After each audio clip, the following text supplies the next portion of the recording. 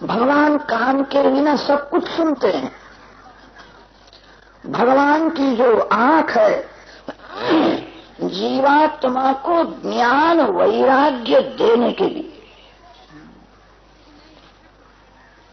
भगवान प्रेम से जिसको देखते हैं, राम देवे नजर तुमको, तो सभी सूरत राम की है। ज्ञान तो भगवान जब कृपा करके देते हैं वह ज्ञान बुद्धि में कायम टिकता है। बहुत पुस्तक पढ़ने से ज्ञान की उत्पत्ति होती है। 2-4 महीने कोई पुस्तक पढ़ना छोड़ देवे, धीरे धीरे वो ज्ञान को भूल जाए। भक्ति से, भगवत कृपा से जो ज्ञान प्रकट होता है वह ज्ञान कायम टिकता है। ज्ञान किसी भी पुस्तक में नहीं है, ज्ञान मस्तक में है। आत्मा ज्ञानमय है, कोई भी जीव मूर्ख नहीं है। ईश्वर अंश जीव अविनाशी, चेतन अमल सहज सुख राशि। जीव मूर्ख नहीं हो सकता है। जो सिंह का बच्चा है वो सिंह ही है। जीव ईश्वर का अंश होने से जीव अज्ञानी नहीं है। किसी को मूर्ख समझना नहीं। जो दूसरे को मूर्ख समझ करके अपमान करता है वही मूर्ख है।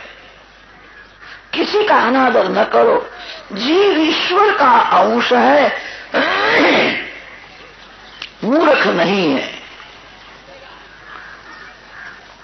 मानव का ज्ञान अज्ञान से ढक जाता है। जगत आकाश में थोड़ा सा बादल आ जावे, सूर्य का दर्शन नहीं होता। जगत को प्रकाश देने वाले सूर्य नारायण है। एक बादल सूर्य को ढक देता है। ज्ञान रूपी सूर्य आपके हृदय में है। आप सभी ज्ञानी हो। इस समय तो आप सभी लोग ज्ञानी संत के जैसे ही बैठे हो। आप सभी को वंदन करने की इच्छा होती है। कितनी शांति रखते हो। मानव समाज में ज्ञानी है, घर में जाने पर उसका ज्ञान कहाँ चला जाता है कुछ खबर नहीं पड़ती। मानव घर में भी कभी कभी ज्ञानी रहता है, दरवाजा बंद करने पर एकांत में वो मूर्ख हो जाता है। आत्मा ज्ञानमय है, उसका ज्ञान अज्ञान से ढक जाता है। जिस प्रकार बादल सूर्य को ढक देता है, अज्ञान ज्ञान को ढक देता है। ज्ञान प्राप्त करने का अर्थ यही है, अज्ञान को दूर करना है। अज्ञान की निवृत्ति और ज्ञान की प्राप्ति एक ही क्षण में होती है। जो प्रेम से भगवान की भक्ति करता है, पूजा करता है, जप करता है, उसके बुद्धि में ज्ञान प्रकट हो जाता है, अज्ञान दूर हो जाता है। लोग जो दवा खाते हैं वो दवा आरोग्य के लिए नहीं खाते हैं, दवा रोग का विनाश करने के लिए खाते हैं। शरीर में कोई रोग है, रोग होने से आरोग्य का अनुभव नहीं होता है। दवाई खाने से रोग का विनाश होता है। रोग का विनाश और आरोग्य की प्राप्ति दोनों एक ही क्षण में होती है। आरोग्य का अनुभव नहीं होता है। दवा रोग का विनाश करने के लिए। सभी साधन अज्ञान को दूर करने के लिए। अज्ञान दूर हुआ कि ज्ञान अंदर से ही प्रकट होता है। घर में भगवान की स्थापना करो, प्रेम से पूजा करो। जिस घर में भगवान की सेवा पूजा नहीं होती है वो घर घर नहीं है, स्मशान है। घर की शोभा भगवान से है। आपके घर में जो सबसे अच्छी जगह हो वहां भगवान की स्थापना करो। आपको भगवान ने दिया हो तो भगवान के लिए सुंदर सिंहासन बनाओ, भगवान का श्रृंगार करो। जिस घर में लक्ष्मी का उपयोग नारायण की सेवा में होता है उस घर में लक्ष्मी जी अखंड विराजती। लक्ष्मी नर की नहीं है, लक्ष्मी नारायण की है। मानव को लक्ष्मी का उपयोग करने का अधिकार है, लक्ष्मी का उपभोग तो लक्ष्मी के पति परमात्मा नारायण करते। लक्ष्मी नारायण की है, लक्ष्मी मेरी है ऐसा जो समझता है उसको लक्ष्मी जी खड्डे में फेंक देती है। लक्ष्मी नारायण की है ऐसी जो भावना रखता है उसको लक्ष्मी जी एक दिवस नारायण के गोद में बिठा देती है। लक्ष्मी का उपयोग नारायण की सेवा में करो। मानव को लक्ष्मी का उपयोग करने का अधिकार है, मां का उपयोग होता है। लक्ष्मी उपयोग के लिए है, लक्ष्मी उपभोग के लिए नहीं है। इस शरीर से भगवान की भक्ति होती है, इसलिए इस शरीर को थोड़ा सुख देने की जरूरत है। शरीर को थोड़ा भी सुख न मिले तो भक्ति नहीं होगी। शरीर को ज्यादा सुख देना नहीं, अति सुख देने से शरीर बिगड़ जाता है।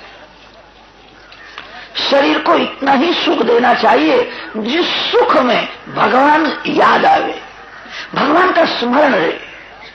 जो अति सुख भोगता है भगवान को भूल जाता है। घर में भगवान की स्थापना करो, घर में प्रेम से भगवान की पूजा करो, भगवान का सुंदर श्रृंगार करो। भगवान के सौंदर्य में, भगवान के सद्गुणों में आंख और मन फंस जावे तो बेड़ा पार है। आपको सौंदर्य कहाँ दिखता है? जिसको संसार में सौंदर्य दिखता है वो भगवान की भक्ति करता ही नहीं, वो संसार की ही भक्ति करता है। जिसको दृढ़ विश्वास हुआ है कोई स्त्री सुंदर नहीं है, कोई पुरुष सुंदर नहीं है, जगत सुंदर नहीं है, मेरे भगवान सुंदर है। भगवान के सौंदर्य में आंख और मन जब फंस जाता है तभी जीवन सुधरने लगता है। भगवान निर्दोष है, भगवान सर्व सद्गुण संपन्न है। भगवान का सुंदर श्रृंगार करो, भगवान में आंख स्थिर करो। मन को स्थिर करना कठिन है, आंख को स्थिर करना कठिन नहीं है। कदाच मन चंचल हुए तो होने दो, आंख स्थिर करो, आंख भगवान में रखो, भगवान के नाम का जप करो। भगवान को कहना एक बार मेरे को नजर दो। जो भगवान में आंख स्थिर करता है, भगवान के नाम का जप करता है, उसको भगवान नजर देते हैं। भगवान जिसको नजर देते हैं उसके बुद्धि में ज्ञान प्रकट हो जाता है। ज्ञान को उत्पन्न न करो, ज्ञान को प्रकट करो। अंदर से जो ज्ञान प्रकट होता है वह ज्ञान कभी भूलता नहीं। पुस्तक पढ़कर के जो ज्ञानी हुआ है उसका ज्ञान टिकता नहीं। भक्ति मां है और ज्ञान वैराग्य जो बालक है। जहां मां जाती है पीछे से बालक दौड़ता हुआ वहां आता है। जहां भक्ति है वहां ज्ञान वैराग प्रकट हो जाता है। विदुर जी के जैसी भक्ति, विदुर जी कैसी भक्ति करते थे कल उसका थोड़ा वर्णन किया था। ध्यान करते हैं, प्रेम से बालकृष्ण की पूजा करते हैं, प्रभु के नाम का जप करते हैं, विष्णु सहस्त्र नाम का पाठ करते हैं, भगवान को भोग लगाते हैं, आंख बंद करके ऐसी भावना करते मेरे बालकृष्ण धीरे धीरे भोजन करते हैं। भावना से भक्ति बढ़ती है। भक्ति मार्ग में भावना मुख्य है और ज्ञान मार्ग में ध्यान मुख्य है। ज्ञानी पुरुष सर्वकाल सावधान रहते हैं। भगवान का ध्यान न होवे तो मन संसार का ध्यान करेगा। भगवान का ध्यान जब छूटता है तभी मन संसार का चिंतन करता है। संसार का चिंतन करने से मन बिगड़ जाता है। ज्ञानी पुरुष सावधान रहते हैं, मन संसार का ध्यान न करे। ज्ञान मार्ग में ध्यान मुख्य है और भक्ति मार्ग में भावना मुख्य है। मेरे भगवान भोजन करते हैं, मेरे भगवान खेलते हैं, भक्त इसी भावना में तन्मय रहते हैं। दिन भर विदुर जी बालकृष्ण लाल की बहुत प्रेम से भक्ति करते थे। अति से भूख लगती है तब एक बार थोड़ा रूखा सूखा भोजन कर लेते। पत्नी के साथ सत्संग करते। ऐसा उनका पवित्र जीवन था। उनका प्रेम बढ़ गया। भगवान को भूख लगी। वेदों ने ऐसा वर्णन किया है, भगवान कभी खाते नहीं। भगवान को पानी पीने की इच्छा नहीं होती है। भगवान आनंद स्वरूप है। ऋग्वेद में वर्णन आया है, द्वासु पर्णा सयुजा सखाया समानम वृक्षम परिशस्व जाते तयोरन्य पिप्पलम स्वादुवत्ति अन्य अनश्नन नभिचाकशेति। संसार वृक्ष में दो पक्षी बैठे हैं।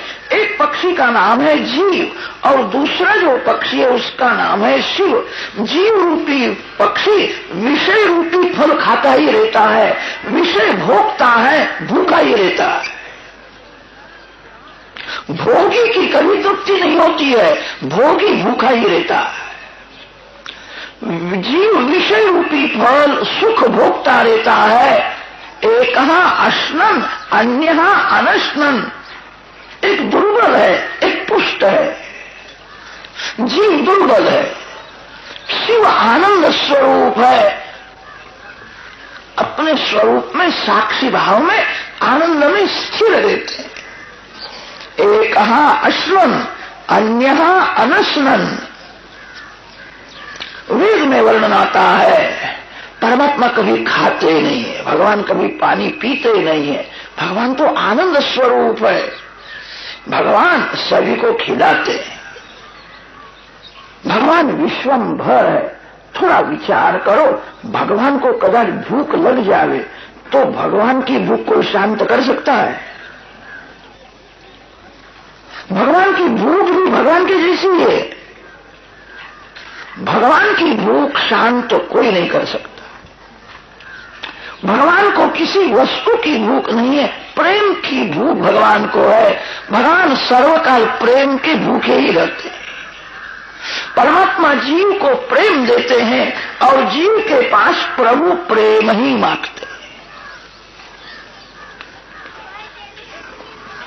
किसी वैष्णव के हृदय में प्रेम जब बहुत बढ़ जाता है तब भगवान को भूख लगती है। भगवान की भक्ति ऐसी करो कि आपके घर में भगवान को खाने की इच्छा हो। प्रभु के साथ ऐसा प्रेम करो, जहां अतिशय प्रेम होता है वहां मानव मांग करके खाता है। जहां कम प्रेम है वहां कोई देवे तो भी लेता नहीं। किसी के घर में आप भोजन करने के लिए गए थे, भोजन हो गया है, अब उठने की तैयारी है। खास आपका कोई प्रेमी मित्र परोसने का, भक्ति उसी की सफल है जब भगवान को भूख लगती है। विदुर जी को भगवान ने कहा मेरे को भूख लगी है। विदुर जी के घर में भगवान ने भोजन किया।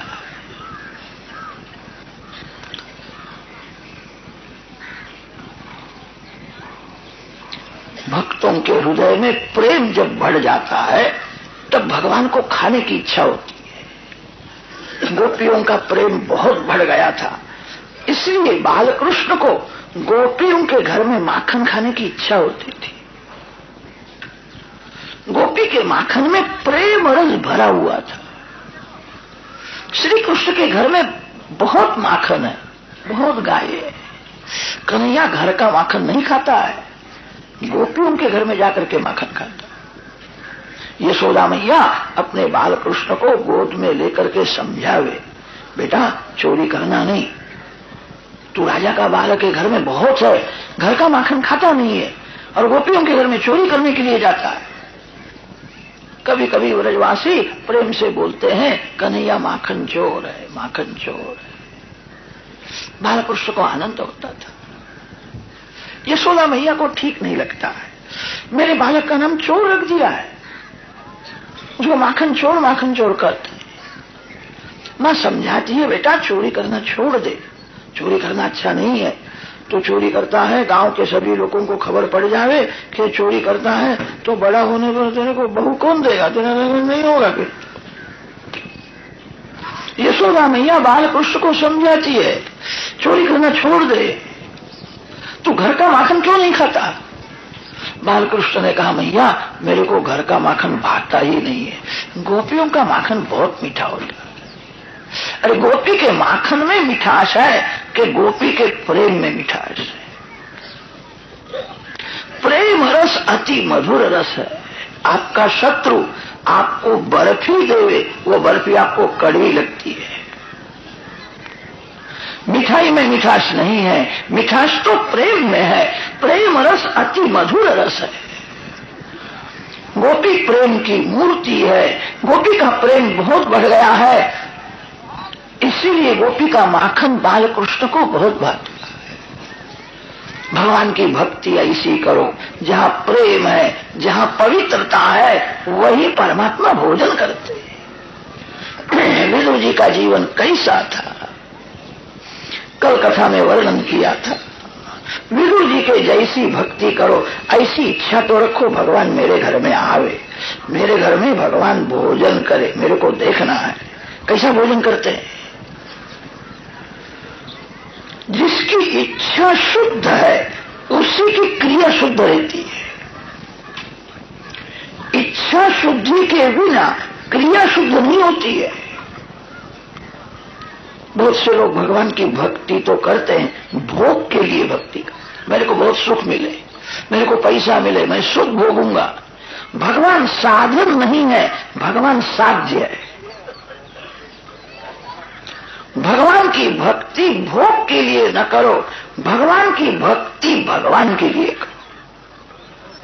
विदुर पत्नी का मनोरथ है, एक बार भगवान मेरे घर में आए, मेरी वृद्धावस्था है, प्रभु के पास कुछ मांगना नहीं है, अब शरीर बहुत दिन नहीं रहेगा, मेरी एक ही भावना, एक बार श्री कृष्ण मेरे घर में आए, मेरे घर में भोजन करे, मेरे को देखना है कैसा भोजन करे।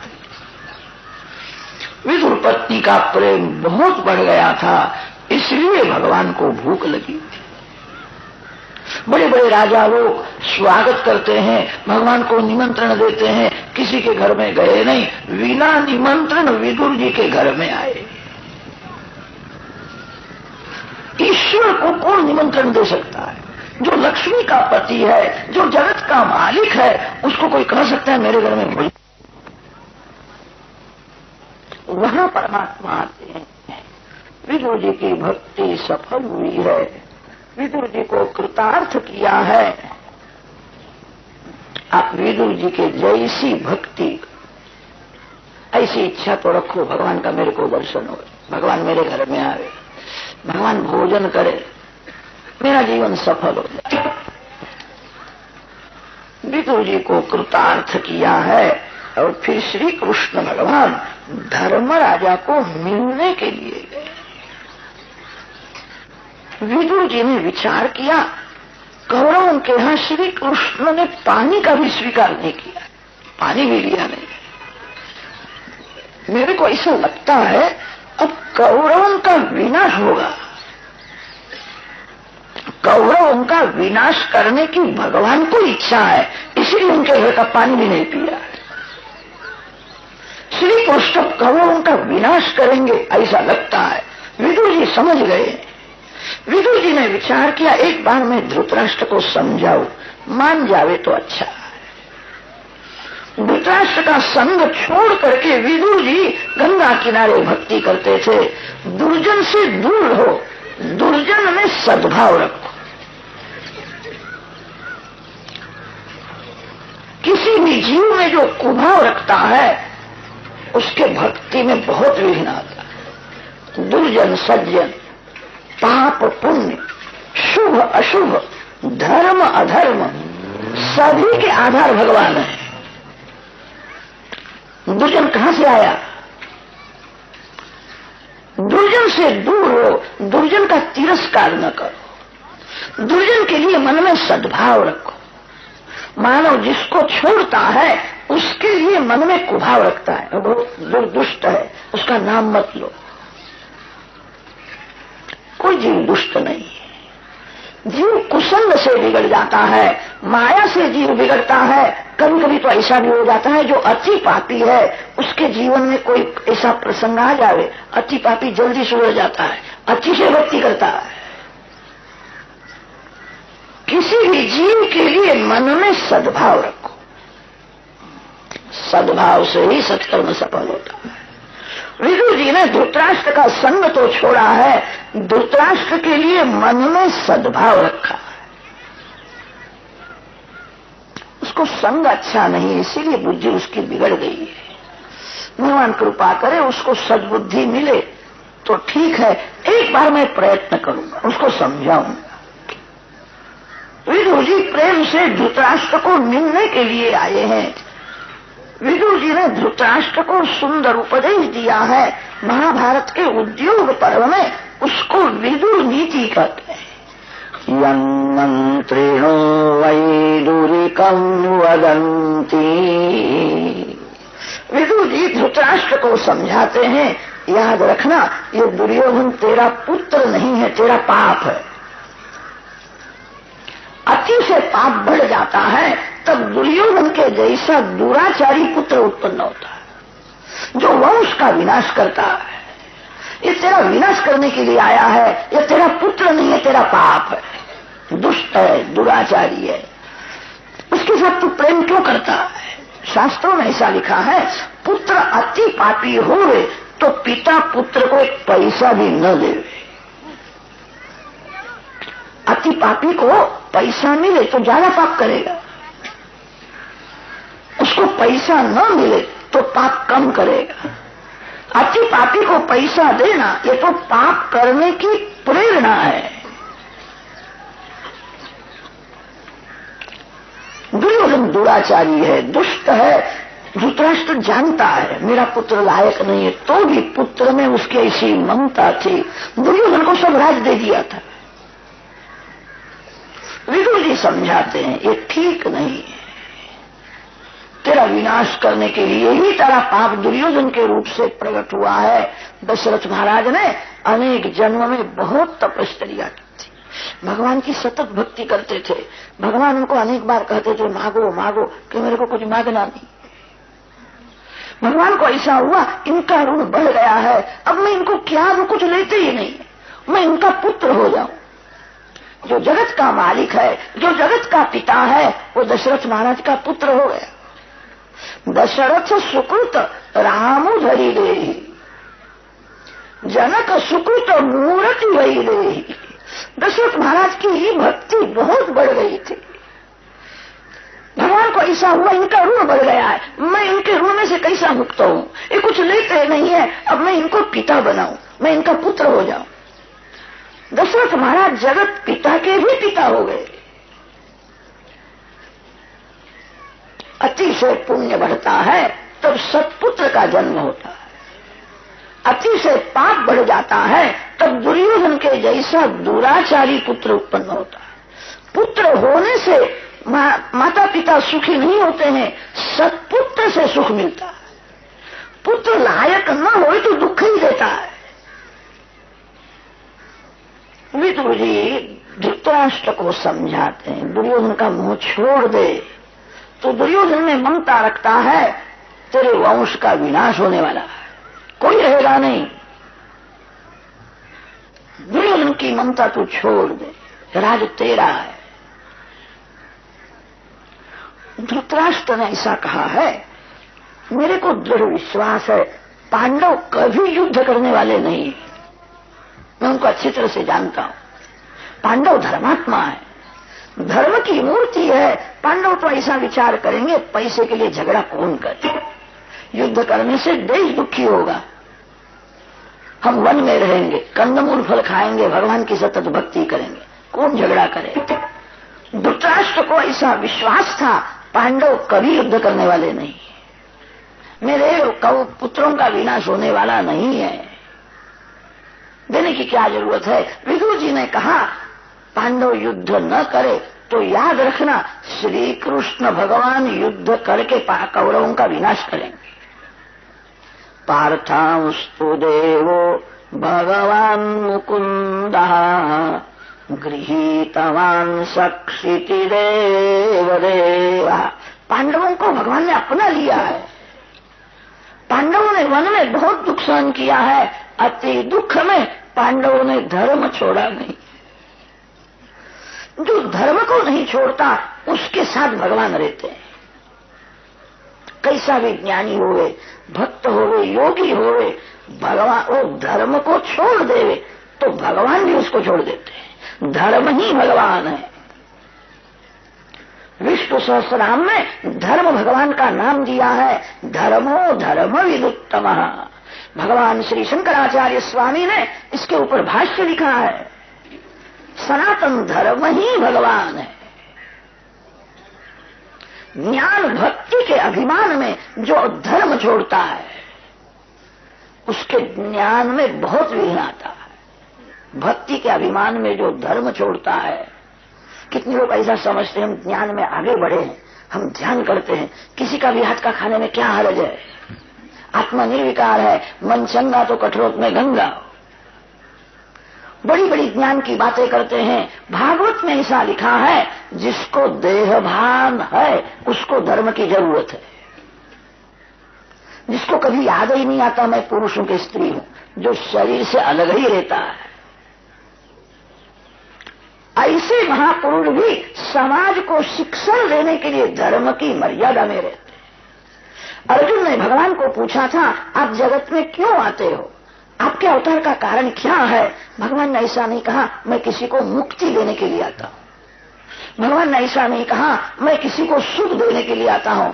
भगवान ने कहा अर्जुन मेरे को सनातन धर्म अतिशय प्रिय है, धर्म ही भगवान है, मैं धर्म का रक्षण करने के लिए जगत में आता हूं। धर्म की हार भगवान की हार है। गीता जी में भगवान ऐसा बोले हैं मेरा कोई मित्र नहीं, मेरा कोई शत्रु नहीं है, मेरा सर्व में समभाव है, समोहम सर्वभूतेषु, ऐसा गीता जी में भगवान बोले हैं। महाभारत पढ़ने से ऐसा लगता है श्री कृष्ण का सर्व में समभाव नहीं है। श्री कृष्ण पांडवों का पक्षपात करते हैं। पांडवों का पक्षपात धर्म का पक्षपात है। ज्ञान और भक्ति धर्मानुकूल होवे वही प्रभु को प्रिय है।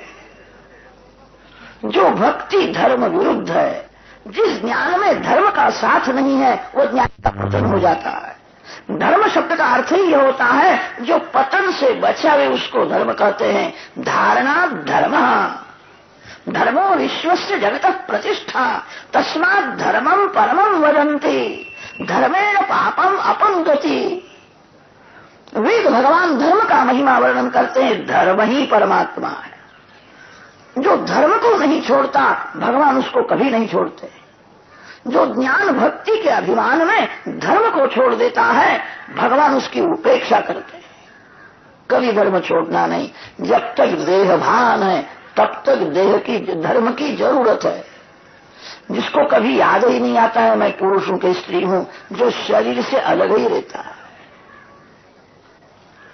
ऐसे ब्रह्मनिष्ठ महापुरुषों की लीला सब दिव्य होती है। ऐसे महापुरुष भी समाज को शिक्षण देने के लिए धर्म की मर्यादा में रहते हैं। जो बड़ा है, जिसको भगवान ने महान बनाया है, वो बड़ा कोई भूल करे तो उसके पीछे बहुत से लोग भूल करते हैं। जिसके वाणी में वर्तन में समाज को विश्वास है उसका जीवन गंगा जल जैसा शुद्ध होना चाहिए। कोई बड़ा पुरुष भूल करेगा तो उसके पीछे बहुत से लोग भूल करेंगे। पांडवों ने कभी धर्म छोड़ा नहीं है। नाचरे यस्तु वेदोक्तम स्वयं अजितेन्द्रियः विकर्मणा ह्यधर्मेण मृत्योर्मृत्युमुपैति सः। श्रुतिस्मृति ममैव आज्ञे यस्ते उल्लंघ्य वर्तते आज्ञोच्छेदी मम द्वेषी मद्भक्तोऽपि न वैष्णवः। अपहाय निजं कर्म कृष्ण कृष्णेति वादिनः ते हरेर्द्वेषिणः प्रोक्ताः। धर्मार्थम जन्मयद्धरेः। भगवान को धर्म अतिशय प्रिय है। पांडवों ने कभी अपना धर्म छोड़ा नहीं। भगवान उनको छोड़ते नहीं है। जिस घर में धर्म है उसी घर में भगवान है। लोग पुस्तक पढ़ करके ब्रह्म ज्ञान की बातें करते हैं, उनकी